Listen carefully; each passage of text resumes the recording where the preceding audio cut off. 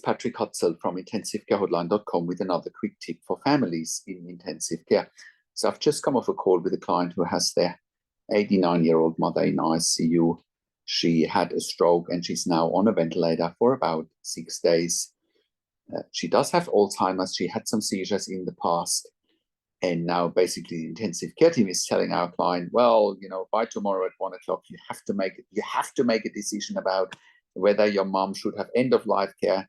She needs to have the breathing tube removed and needs to go to a hospice, or she needs to have the breathing tube removed and she needs to have palliative care and go to a nursing home, because she won't survive and she won't have any quality of life, and you have to make a decision tomorrow by 1 o'clock. Well, let me get this straight, right?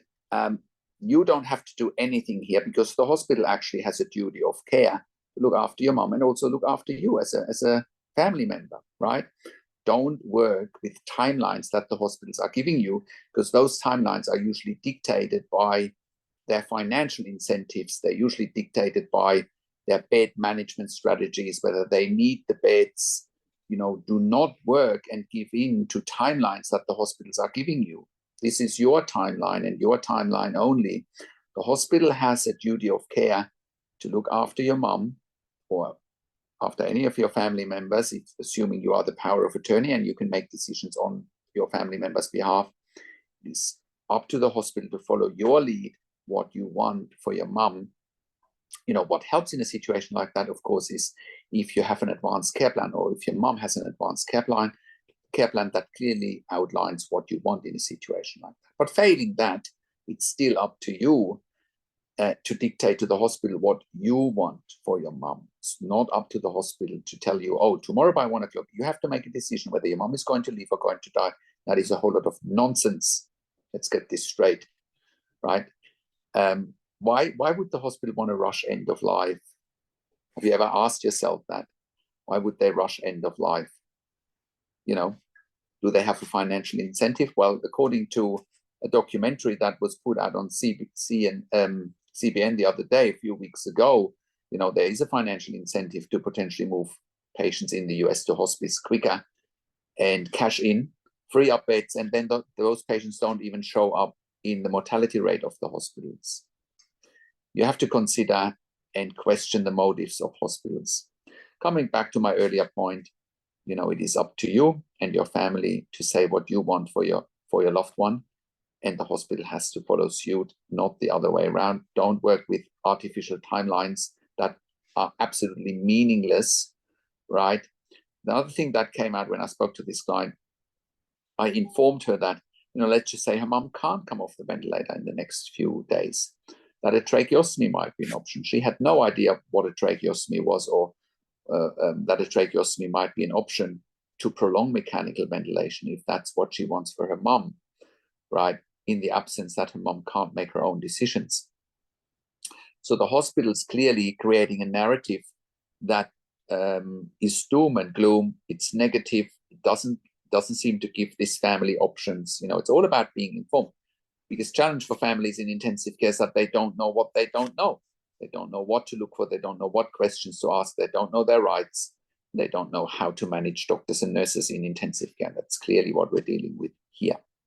So don't buy into the narrative of ICUs. Do your own research. Start questioning everything.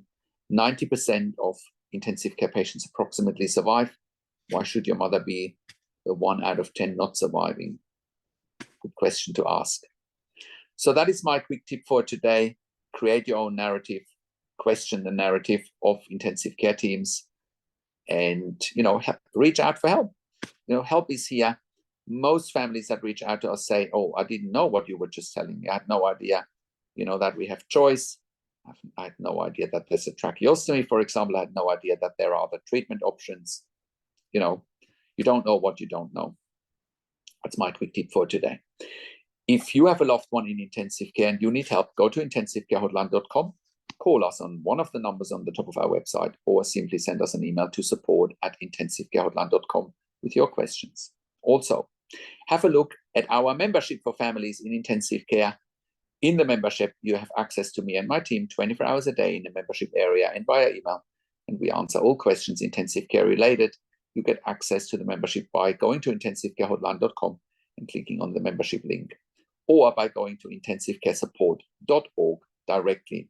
I also offer one-on-one consulting and advocacy over the phone, via Skype, via email, via WhatsApp, via Zoom, whichever medium works best for you. And I talk to doctors and nurses directly. I talk to you and your families directly. I make sure you make informed decisions, have peace of mind, control, power, and influence.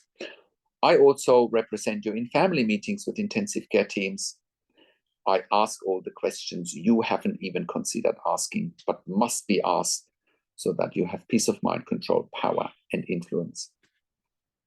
We also offer medical record reviews in real time. If you need a second opinion in real time, go and reach out to us for a review of medical records. We also review medical records after intensive care if you have unanswered questions, if you need closure, or if you are simply suspecting medical negligence.